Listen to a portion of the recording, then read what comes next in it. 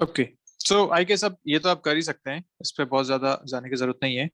ये आप कर पाएंगे कि यहाँ से सी की वैल्यू आपको ये फाइनली आंसर मिल जाएगा। This is your final answer for the C equivalent. तो करने का तरीका क्या था? अगर इनफाइनाइट सीरीज वाला एक क्वेश्चन आता है तो इसमें हमेशा अपने को एक लिंक ढूंढना पड़ेगा कि कौन सी चीज ऐसी है जो बार बार रिपीट हो रही है। उस रिपीट होने वाली चीज को एक को छोड़ के बाकी आगे तक पूरी आप फिर से इन्फिनिटी सीरीज बना सकते हैं। ये पूरा इनफाइनाइट सीरीज है। अगर इस पूरे का इक्विवेलेंट सी था तो इसका इक्विवेलेंट भी सी के बराबर होना चाहिए, क्योंकि इनफाइनाइट सीरीज है, बहुत ज्यादा फर्क नहीं पड़ेगा। तो यहाँ से हमने इसको यही किया, एक लिंक हटाया, आगे पूरा सी के इक्विवेलेंट कर दिया, इस पूरे को इन्फिनिटी सीरीज को सी से रिप्लेस कर दिया। यहाँ पे इस छोटे से सर्किट को अपन आराम से सॉल्व कर सकते हैं। इस छोटे सर्किट को सॉल्व किया, एक क्वाड्रेटिक इक्वेशन बनी सी में आपके पास। इस क्वाड्रेटिक के जो आंसर आएंगे वो आपके सी इक्विवेलेंट के आंसर आ जाएंगे। ये इसका तरीका है इनफाइनाइट सीरीज को सॉल्व करने का। ठीक है, चलिए तो अब एक नई चीज सीखते हैं।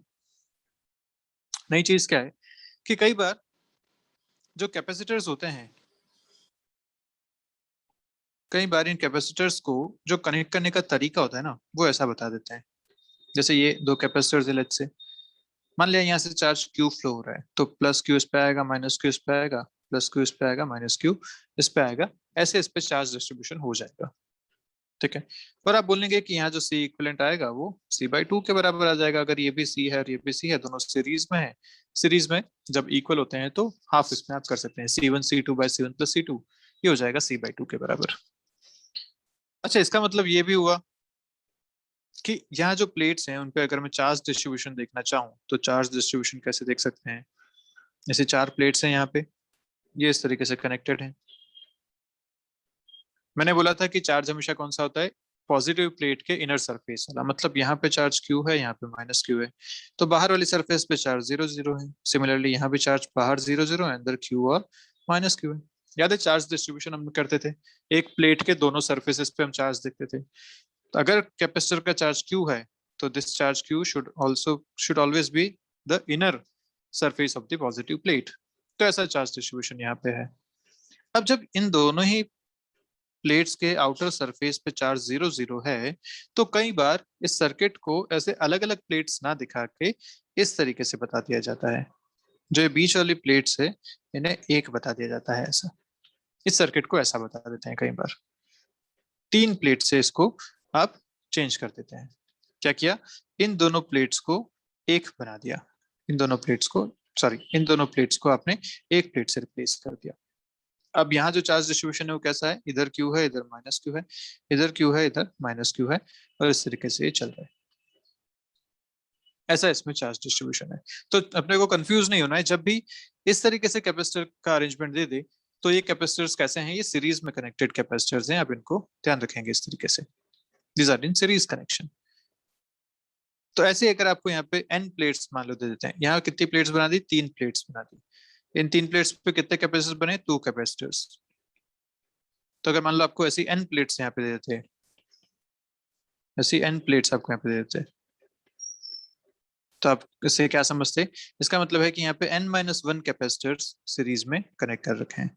n-1 कैपेसिटर्स इन सीरीज, ये आप यहाँ से समझ सकते हैं आराम से। तो कई बार क्वेश्चन को इस तरीके से भी बताया देते हैं, क्वेश्चन में इस तरीके से भी पूछ लेते हैं, इसलिए भी अपने को ध्यान रखना है। ठीक है, तो ये एक बात हो गई यहाँ पे। अब ऐसा करते क्यों है? ऐसा करने का लॉजिक क्या है? ऐसा करने का लॉजिक ये है कि आप अगर n-1 कैपेसिटर्स बनाना चाहते थे तो आप हर कैपेसिटर पे दो दो प्लेट्स लगाते। अगर हर कैपेसिटर पे दो प्लेट्स लगाते तो टोटल प्लेट्स लगती 2n-2 के बराबर। इतनी टोटल प्लेट्स आपको वहां पे यूज करनी पड़ती। लेकिन सोचो वही काम आपने यहाँ n प्लेट से कर लिया, n-1 कैपेसिटर सीरीज में बना दिए। कितना प्लेट यूज करी? n प्लेट्स यूज करी। तो कितने की आपने बचत कर ली? -n कर लो, अपने n-2 प्लेट्स की बचत कर ली। ये आपकी बचत हो गई n-2 प्लेट्स की। तो इंडस्ट्रीज में हर एक जो चीज यूज होती है उसका कॉस्ट काउंट होता है। तो कॉस्ट रिडक्शन करने के लिए, कॉस्ट को कम करने के लिए, प्रॉफिट को ज्यादा करने के लिए इस तरीके के आइडियाज निकाले जाते हैं जहां पे कम रिसोर्सेज में अपना काम अच्छे से हो जाए। तो ये काम वहां पे देखा कि भैया हर कैपेसिटर को दो प्लेट ना देके हम n प्लेट से n-1 कैपेसिटर जब बना सकते हैं तो क्यों ना बनाए, इतनी प्लेट्स हमारी बच जाएंगे। मान लो आपको 100 कैपेसिटर बनाने होते या 99 कैपेसिटर्स के हिसाब से यहाँ पे देखें n इक्वल टू 100 लेके, तो आपकी 98 प्लेट्स बच जाती। उन 98 प्लेट्स पे आप नए कैपेसिटर बना लो। तो ये तरीका होता है इंडस्ट्रीज का, और हम क्वेश्चंस में भी कई बार इस तरीके को देख लेते हैं कि आपको प्लेट्स इस तरीके से कनेक्टेड करके दे दी जाती हैं। ठीक है, तो अब इन प्लेट्स को कैसे क्वेश्चन को अपन सॉल्व करें उस बारे में बात करते हैं कि अगर कैपेसिटर इस टाइप से आपको दे रखे हैं तो कैसे आप इस क्वेश्चन को सी इक्विवेलेंट कैसे फाइंड करेंगे, ये आपका क्वेश्चन है। तो आपको ऐसी प्लेट्स दे रखी हैं कुछ, यहाँ पे 4 प्लेट्स हैं। चलिए, इन 4 प्लेट्स में एक कनेक्शन यहाँ दे रखा है ए का और एक कनेक्शन यहाँ दे रखा है बी का, ये कनेक्शंस दे रखे हैं। दूसरा आपको जो कनेक्शन दे रखा है वो ऐसा दे रखा है, ये कनेक्शन आपको यहाँ पे दे रखा है। मैं कनेक्शंस को अलग उससे बना देता हूँ कलर से, ताकि अपने को ध्यान रहे। ये एक ए है, ये एक बी है, और यहाँ पे एक कनेक्शन है ऐसा। ये कनेक्शंस यहाँ पे दे रखे हैं आपको। ठीक है, अगर इनके बीच में कोई कनेक्शन नहीं होता, या अगर ऐसे होते कि भैया फर्स्ट प्लेट पे कनेक्शन है, लास्ट प्लेट पे कनेक्शन है, बाकी सारे इस तरीके से जुड़े हुए हैं पैरेलल प्लेट्स में, तो अपन कहते हैं कि ये सारे सीरीज में हैं। तो हम कहते हैं कि इन सबको सीरीज में है। लेकिन यहाँ पे कनेक्शन कुछ और अलग है। देखिए, यहाँ पे कनेक्शन ए के साथ कनेक्शन है, बी के साथ कनेक्शन, यहाँ पे कनेक्शन है, और इन दोनों का आपस में ऐसा कनेक्शन है। अब इनको डायरेक्ट सीरीज या पैरेलल अभी नहीं कह पाएंगे कि ये कैसे हैं। तो फिर से हमें यहाँ पे आइडेंटिफाई करना पड़ेगा कि अब कैसे देखें। तो फिर से करने का तरीका क्या, जो प्लेट्स आपस में कनेक्टेड हैं, जैसे ये दोनों प्लेट्स आपस में कनेक्टेड हैं, इन दोनों को आप सेम नामकरण कर सकते हैं। जो प्लेट्स आपस में कनेक्टेड हैं उनको सेम नाम दे दीजिए। चलिए, तो नाम देते हैं यहाँ पे अपन। अब लेट्स से यहाँ पे नाम दूंगा मैं सबसे पहले। अगर ये प्लेट ए है तो ये पॉइंट भी आपका ए हो जाएगा, कोई दिक्कत वाली बात नहीं है। अगर ये बी है तो ये भी बी हो जाएगा, कोई दिक्कत नहीं है। अब यहाँ के लिए अपने पास कोई नाम नहीं है तो नाम मान लेते हैं। ये प्लेट अगर एक्स प्लेट है तो ये प्लेट भी एक्स प्लेट हो जाएगी। क्लियर, ये दोनों आपस में कनेक्टेड थे, दोनों को मैंने सेम नाम यहाँ पे दे दिया। अब अपने पास चारों प्लेट्स का नाम मिल चुका है। इसका एक्स हो गया, इसका ए हो गया, ये एक्स हो गया, ये बी हो गया। अब अपन बनाते हैं इसका सर्किट जैसा हम देखना जानते हैं, जैसा हम देखना पसंद करते हैं। तो जो टर्मिनल्स हैं जहाँ पे एक्स, जो बाहर वाले टर्मिनल्स हैं उनको आप बनाइए बिल्कुल बाहर की तरफ। ए और बी आपने बनाए बिल्कुल ऐसे बाहर, इस तरीके से। जहाँ पे आपको इनिशियल जो टर्मिनल दे रखे हैं वो टर्मिनल्स आपने, वो दोनों पॉइंट्स आपने एकदम एक्सट्रीम पे बना लिए। जो आपने जितने नए पॉइंट्स माने हैं उन सारे पॉइंट्स को लगाओ बीच में। तो आपने एक नया पॉइंट माना था एक्स, उसको आपने बना दिया यहाँ पे बीच में।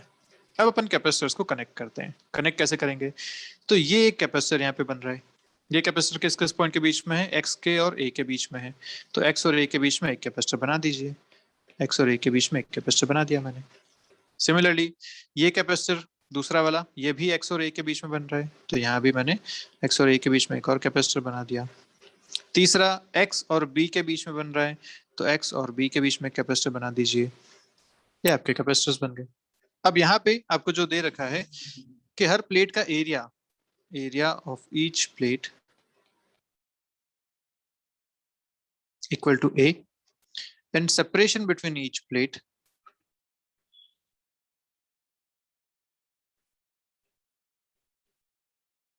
Is equal to D. ये आपको यहाँ पे दे रखा है। हर प्लेट के बीच का सेपरेशन डी के बराबर है और सबका एरिया ए के बराबर है। ठीक है, अगर सब कुछ ऐसा है मतलब हर एक कैपेसिटर आइडेंटिकल है, क्योंकि हम जानते हैं एक कैपेसिटेंस क्या आता है, epsilon naught A by D. अगर हर एक कैपेसिटर देखो, यहाँ पे 3 कैपेसिटर्स बन रहे हैं, एक ये, दूसरा ये, और तीसरा ये, ऐसे 3 कैपेसिटर्स यहाँ पे बन रहे हैं। तो हर एक का कैपेसिटेंस सी के बराबर होगा, क्योंकि एरिया और डिस्टेंस सब में सेम है। तो हम यहाँ पे सबको लिख सकते हैं इक्वल कैपेसिटेंस सी और सी। अब इसको सॉल्व करना तो अपने को आता है। क्या करेंगे, सबसे पहले ये दोनों पैरेलल में है, पैरेलल में ये हो जाएंगे 2c। तो ए पॉइंट यहाँ पे है, ये दोनों मिलके हो गए 2c, ये है एक्स पॉइंट, और यहाँ पे आपका है सी, ये हो जाएगा बी पॉइंट। आपको इक्विवेलेंट निकालना है, ये दोनों सीरीज में है, आसानी से आप निकाल सकते हैं। सीरीज में क्या फॉर्मूला लगाएगा, तो C equivalent, sorry, C equivalent is equal to 2c into C by 2c plus C. तो यहाँ से आपको आंसर मिल जाएगा 2/3c। This is the C equivalent.